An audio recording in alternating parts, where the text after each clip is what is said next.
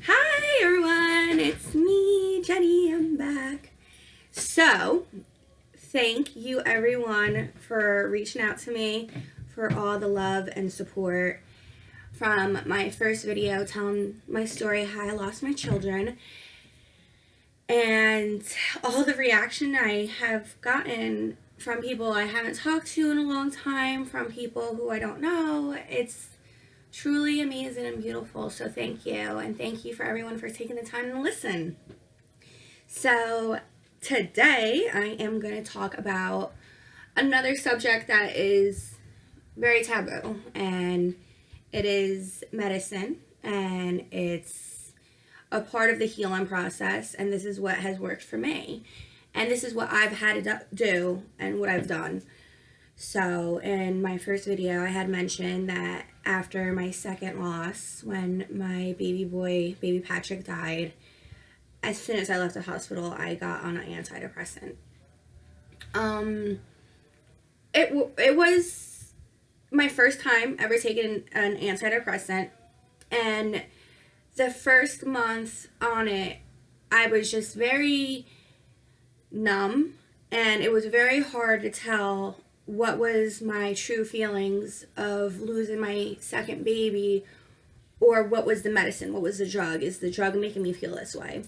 So after a month of being on it, I kind of was like, you know what, let me get off this, because I wasn't having healthy thoughts, and I couldn't tell if it was because I just lost my baby or, like I said, the drug. So I weaned myself off of it, and I was very communicative with my doctors about it and how I was feeling, and they were like, okay. So then I've also been on an anti-anxiety. I was taking Brucepar daily, and then I was also prescribed another anti-anxiety to take before bed. So those were my hardest times after I lost my daughter Raina. And before I got pregnant with little baby Patrick, I feel like I was just always up at night, and my mind wouldn't stop. My mind would just race. I would lay in bed. I couldn't relax. I replayed like my whole pregnancy with my daughter over and over again in my head, and it was just a never-ending, very bad cycle with myself. So now I have weaned myself off Brucepar as well, and I also only take the anti-anxiety sometimes at night. I try not to take it daily. I try to keep myself active, and when I work late, I really don't need it. Days when I actually get outside with the dogs and I do a workout, I really don't need it. It's kind of when I do nothing is when I need it the most. So I am all for medication and taking medicine, because I was very active my whole life. I grew up playing sports. I've kept in shape. I've always done well. Didn't always eat the best, but I've gone back and forth like with a healthy diet, and know the gist and the basics and what my body needed when I needed it. And I just came to a point where I knew eating healthy and exercising wasn't going to help this. I could barely get out of bed. There would be times that, like I've mentioned before, where I just couldn't even breathe. So the antidepressants help. They help with doing normal things. So after the first trial and error with the first one, and I got off of it, Mother's Day was approaching of this year, and I was feeling really sad, scared, extra depressed, like a failure. I was totally dreading Mother's Day, and I asked my doctor if I could try a different medicine and a different antidepressant. And the one that I tried, I liked right away. It didn't make me feel like a zombie. It made me be able to feel like normal and get up and have a normal day. And I wasn't like overstimulated. I would be able to drink my morning coffee or my morning tea and just get get on with my day and think, okay, this is my day, this is what I need to get done, this is what I'm going to do. After my loss, I got a new job. I did not want to go back to the place where I was working because everybody had known about my pregnancy loss with my daughter and how scary being pregnant with my son was. And with the fact that my situation is everybody's worst nightmare, I couldn't even, like, I don't even know if I would ever be able to even, like, look at my old coworkers in the face. Well, I've seen them, some of them after, or like the people that I used to serve and take care of, and not break down. So getting a new job was good. That was healthy, and I really love my new job. I love my coworkers. I love the people that come here there. I am in the service industry where I've always worked with, I've always cocktail waitress, bartended, so I've always worked with a lot of people and a lot of personalities. So this place it's cool. It's definitely a lot more low-key than places that I've worked before. But so that kept me moving forward. Finding a new job was good. And then I also took this opportunity in this year to go back to school. I went to school when I lived out west. I was always a part-time student. I never went full-time. And my major out west was design. I wanted to be an interior designer. That's one of my aspirations. And I literally maybe had about a year left of to go with my credits, and I could have completed it at a school out over here. But in my area where I live, there's just not a high demand for interior designers, so I just thought, okay, what can I do that I'm gonna like, where my credits are gonna transfer, somewhat similar, that I will be guaranteed a job after college and I'll make good money. So I went to engineering, and boy oh boy has this been a ride. I feel like from all my trauma I've recently been through the past 2 years, and it's been about 4 years since I've done algebra, and I got thrown into a pre-calculus class, and my brain, and it's this and that and everything. I am fucking why did I do this to myself? I don't know. But I don't know, I might have to take this math class again. Everything else I like. Everything else I'm really enjoying, and I'm very happy with my decision to go back to school, and everything worked out really well for me with my classes and my teachers and the students, the people I'm meeting. It's really, really cool. And it's also,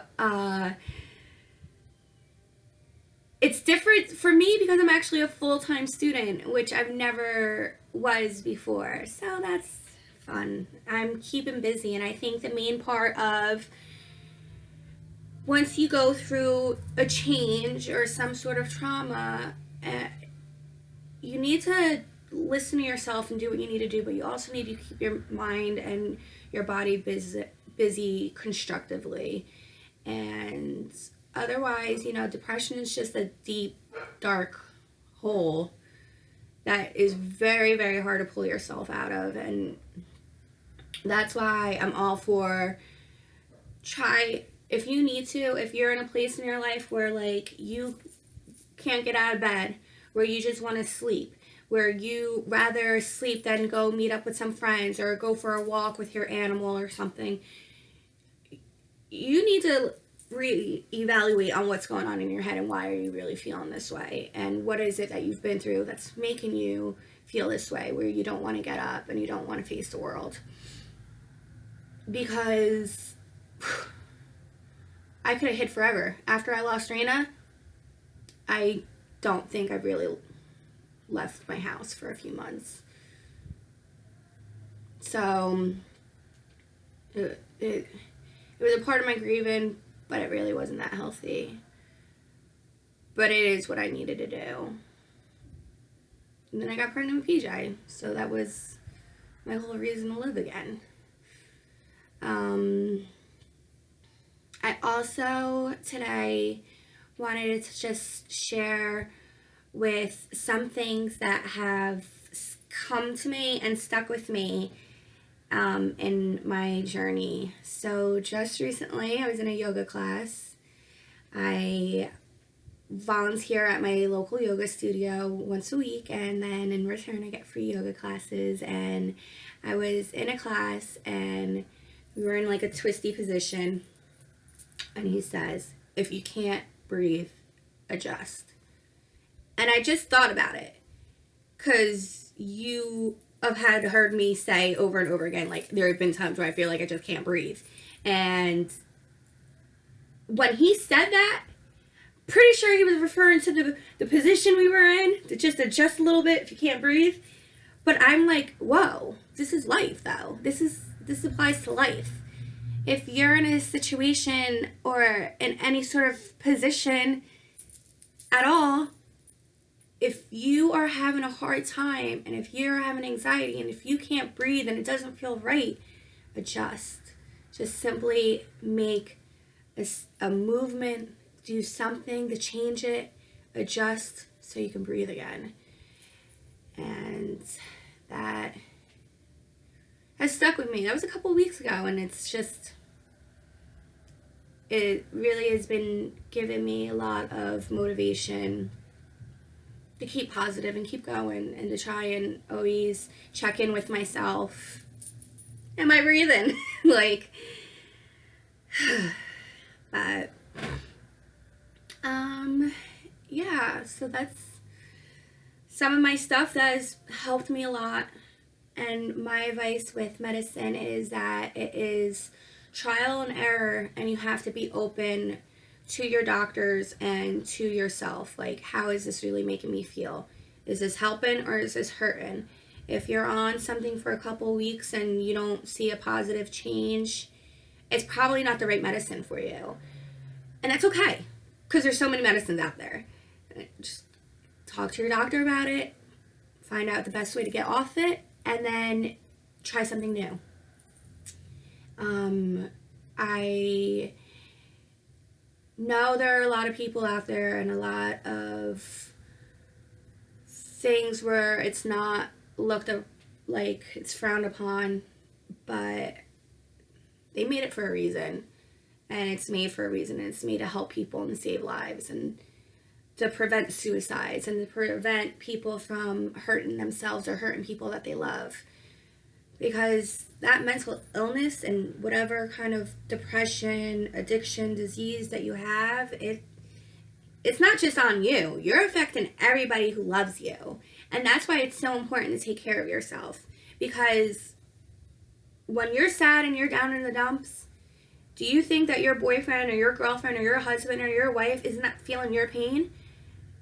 You're hurting them too. Your mother, your father, your children. So it's very important to do what you need to do to make sure you're in an okay space.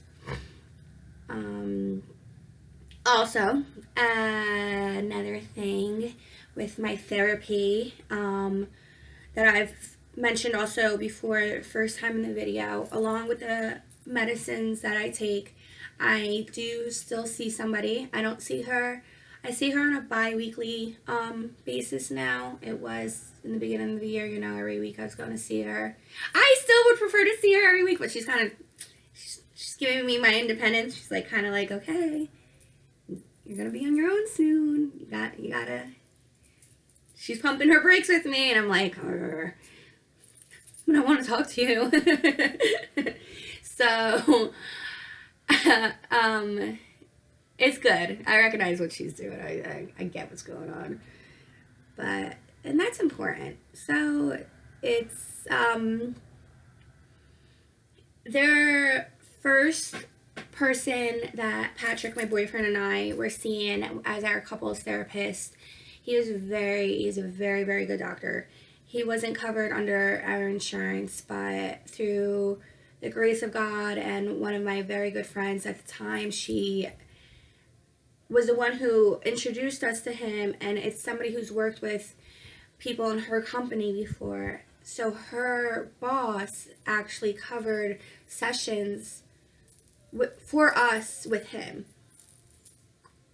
So grateful, so amazing.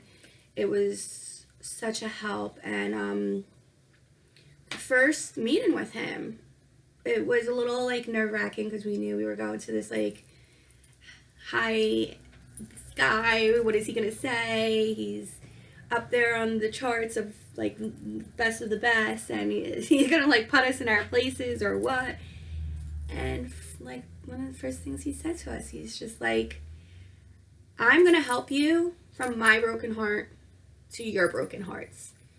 And he has a Buddhist religion background, and he's very much about the thing. I think what we got most from him is teaching compassion and to have compassion for ourselves. And everybody's their own hardest critic of themselves. Their inner critic is your hardest critic, and you can't be that way. I can beat myself up about my babies dying until my face turns blue, but I'm just hurting myself because I'm hurt, and I don't know how to translate and transfer the pain. That's not healthy. You gotta remember that like you didn't choose your trauma. You didn't choose the bad thing that happened to you. I mean, as much as whatever your situation is, it's not your fault. And you gotta forgive yourself if you really think it is. So the compassion and self-love, it's major. So those are some of the things I wanted to share, some of the things that I could express of what is helping and where my head's at, what we've been through and where we're going. So I've been so busy with school and my job that I really am not on a good workout routine, and I'm still overweight. I'm like a good 40 pounds over my pre-pregnancy weight with my daughter 2 years ago. I am not so harsh on myself because I know I spent like the past 2 years fostering my children in my body, so I'm not extremely mad at my weight, and I'm not putting a lot of pressure on myself to lose it because it is shedding and it takes time. So I have other things that I'm working on and other things that I take up my time and effort and energy, and you gotta kind of pick and choose. So now I'm going to end this video, and I want to share one last thing, and it is something that I get emailed to me. If you are a person dealing with grief, I highly recommend this because it's for grief in general. It's not about baby loss or child loss. One of my friends had passed away a couple months ago, and I went to like the funeral page to send, look up the information and the times and the donation things. And at the bottom of the funeral home's page for my friend, there was a thing to subscribe to daily email affirmations for grief. And I saw that at the bottom of the page, and I was like, hell yeah. So every day I get this grief affirmation. It's like a little story. I'm on day 136, and today I'm going to actually share with you guys today's email, which is awesome. And so if you are a friend of mine and you want the information and the website of where I got these grief affirmations, please reach out to me because I will share you the link and where I got it from, and I love it. I'm all about the affirmations. So this is a good one. This is a long one too. They're not always this long, so bear with me.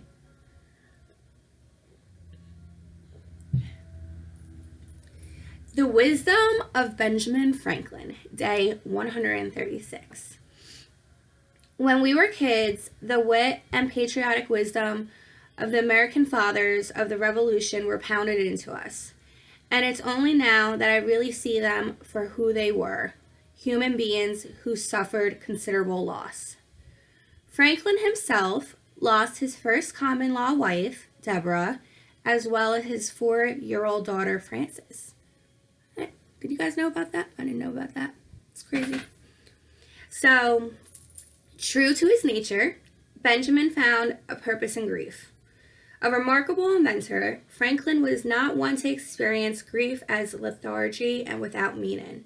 To him, hurtful things like loss of a loved one was educational, enlightening, and ultimately made you a better person.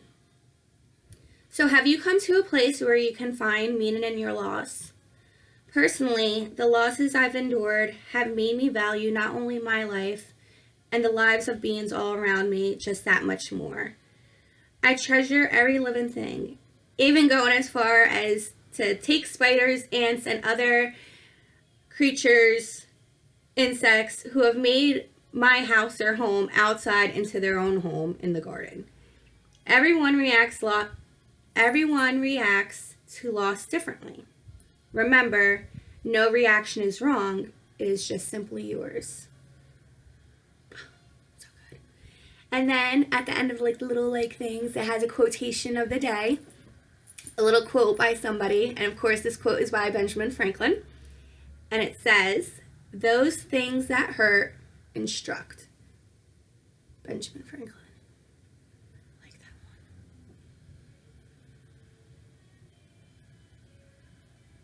I don't care, though. There is no meaning on why I lost my children. Especially because we don't have answers. I'll get there one day. But I'm still very mad and bitter. So, take care. I will hopefully be making another video next week. And thank you for all the love and support again.